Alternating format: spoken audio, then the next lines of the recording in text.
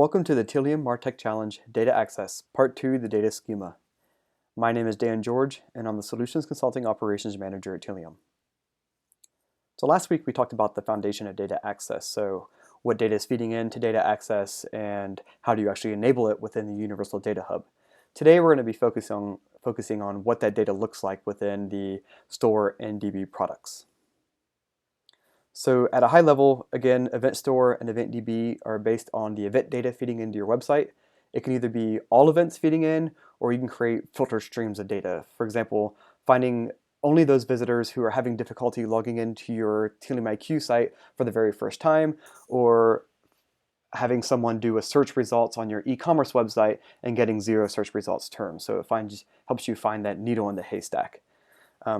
Audience Store and Audience DB are a little unique, so they're set up to be based on the scope of the attributes that you create within AudienceStream. So it's visitor, so for the session, or visitor, which is cross-session. Audience Store can contain multiple visitor profiles for your visitor, so it's sessionized and allows you to see the growth of your visitor over time. Whereas Audience DB will only contain the latest visitor profile for that visitor. Complex attribute types, such as a tally, are stored in a separate table, but you'll easily be able to join that information back to the standard visitor tables. So some of the common tools that I use to look at the data just for viewing for Amazon S3 for our store products, I like to use CyberDuck. It's just like FileZilla. It's just a way to connect out to a bucket and see that data. You can also automate this process pretty easily. If you need to bring this information into a data warehouse such as Hadoop, then you need to write an ETL to get this data into it. Or you can also alternatively use a tool like Splunk, which can just point to the S3 bucket and start making sense of that data. From the DB side, this is hosted on Redshift. You can use a free tool such as SQL Workbench J or PSQL to just look at the data schema and get an understanding of what type of data is in there. We automatically handle the ETL process for building what this database looks like. So anytime you go into Tealium IQ or AudienceStream and add a new attribute, we'll automatically handle adding that variable in and the data associated to it. And then lastly, you can use a BI tool such as Tableau or Power BI to sit on top of that data and start building visualizations. So let's look at what some of this data is going to look like. So in our Tealium Labs account, in our commerce profile, this is specific to tealiumcommerce.com. Some of you may have seen this during a demo cycle. This is what some of this information is going to look like. So we have an all events directory, so all events feeding into your website, and then we have some filter streams that allow us to see specific information that's to get that needle in the haystack. And then in the audiences bucket, we have all of our visitors feeding in, all of our visitor profiles, I should say, feeding into a single bucket. So the files that exist within here are in JSON format. You can also do CSV for the audience store data as well, but this is a good example of what this data could look like. And if I format this data and make it a little bit easier to read, you can see that this is the events feeding in from your website during this time period.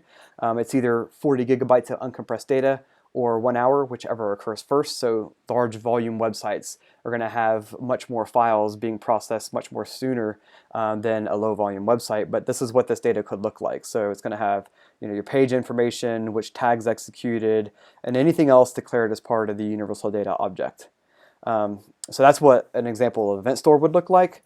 An Event DB then, an example of what this would look like is we have, for example, our failed keywords view. So going back to our example where a customer went to your e-commerce website and performed a search result with 0 results, this is what that data could look like. So you can see search keyword and search results, their UDO types, and these are specific to an event that fed in.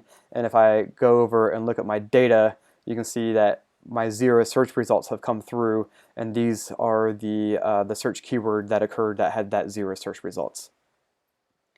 So you can see right now I'm looking at the view. If we go back to the columns, you can see these are easily readable. If we scroll up to the top here, you can see we have event tags and then the tag name associated to each of the event that occurred.